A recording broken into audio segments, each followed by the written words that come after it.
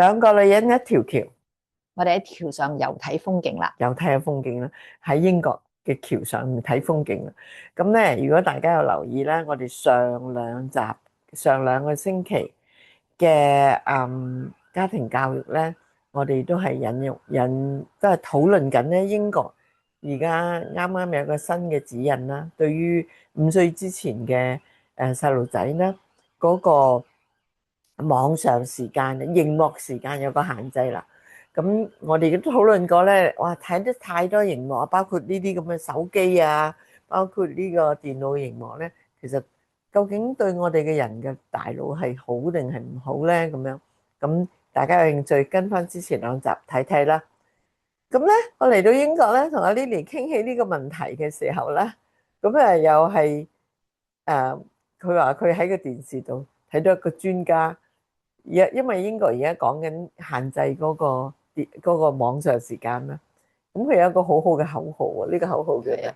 咁佢首先提到兩個概念，一個就係 screen time 啦，即係屏幕嘅時間；一個就係 green time，就係喺戶外嘅時間，即係綠色嘅時間。咁兩個男士講下講下咧，咦？不如我哋提倡一樣嘢係 less screen time，少啲屏幕時間，就 more green time。多啲綠色，多啲綠色啊，戶外嘅時間。其實首先第一樣嘢對眼睛，我諗眼科醫生一定唔會反對啦。咁嗱，因為咧，我上次上兩次同阿嘉慧傾呢個問題，關於熒幕時間嘅時候咧，就我哋都思考緊，可能好多家長都，唉，你哋可能唱高調咋，係咪啊？因為點解咧？咁你拎走咗個熒幕時間，咁我用啲咩嚟做填劑嗰啲小朋友嘅時間咧？咁你知道我哋將個熒幕時間叫做電子奶嘴啊嘛，係咪啊？咁你拎走佢嘅奶嘴，你要俾啲真正嘅食物佢先得噶嘛，係咪啊？咁所以咧，呢個就係一個好需要我哋家長啊，或者老師啊，或者等等嘅要共同思考嘅問題啦。你唔好話細蚊仔懶啊，我哋都懶咗嘅。即係譬如好似而家嗱，大家都知道我咧就會出去，即係喺教育大學嘅時候，我哋會出去睇下老師上堂嘅。咁老師都上堂嘅時候，小學咧，無論小學、幼稚園都係啦，其實都用咗好多熒幕時間，即係咩嘢都用 PowerPoint 啊，咩嘢都用熒幕嚟到顯示啊。但係教語文嘅老師，我成日都提佢哋，你一定要板書啊！咩叫板書咧？你要寫嗰個字出嚟俾個小朋友睇啊，同埋有時候小朋友啲同學仔發表一啲議論嘅時候，你要將呢啲議論係你準備所謂準備你個 PowerPoint 嘅時候，你冇諗到噶嘛，係咪啊？咁但係呢啲議論係好好嘅時候，請你將呢啲重點寫落白板，而家冇黑板噶啦，寫落個白板度，一方面係示範俾個小朋友睇呢個字係點樣寫。咁但係咧，我就發覺其實即係因為用得太多冇網上嘅工具啦，其實好多老師咧都忘記咗啦，即係點樣做板書咯。咁亦都有一個問題，而家話有啲學校話要回歸書本筆紙筆，哇！可能第一個挑戰就係老師自己咯。咁家長都係一樣啊。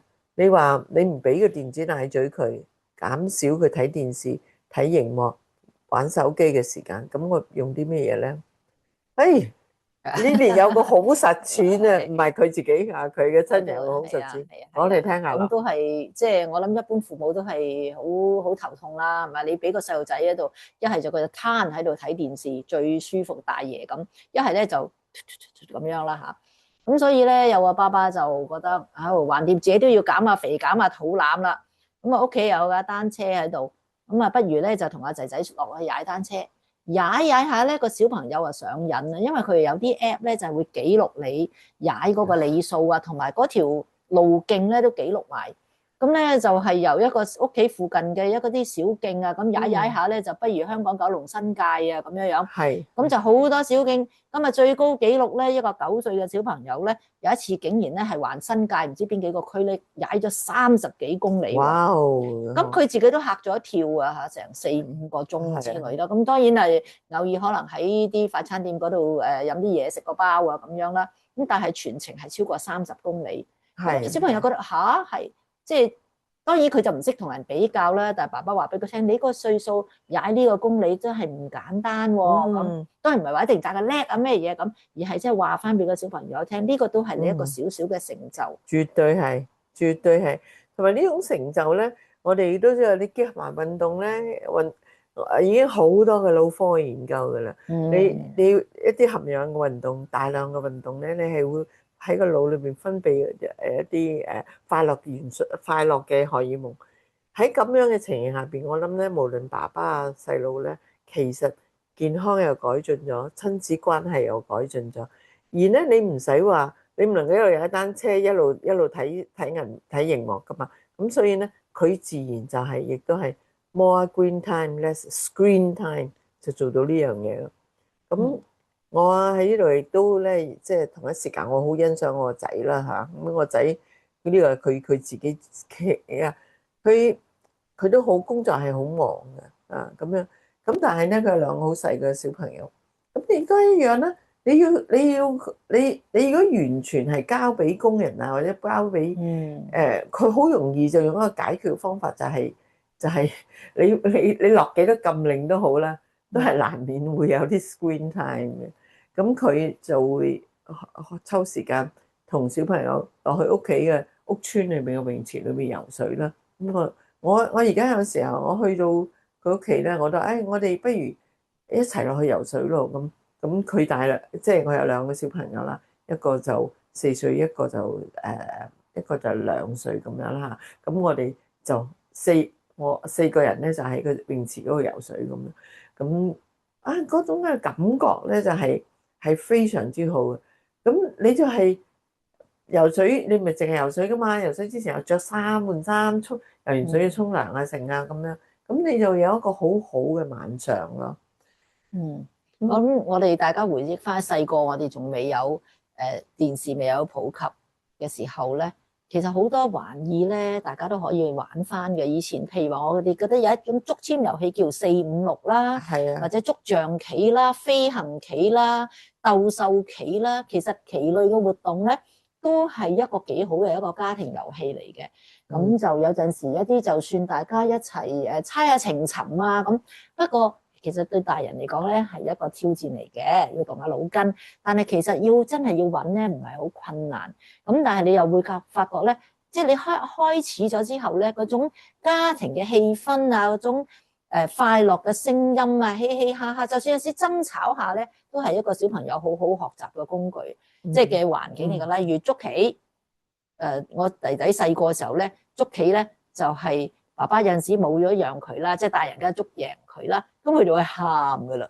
咁其實佢都係學會一個失敗啦，係咪？喊下嘅時候，佢咪諗住，點樣捉啊？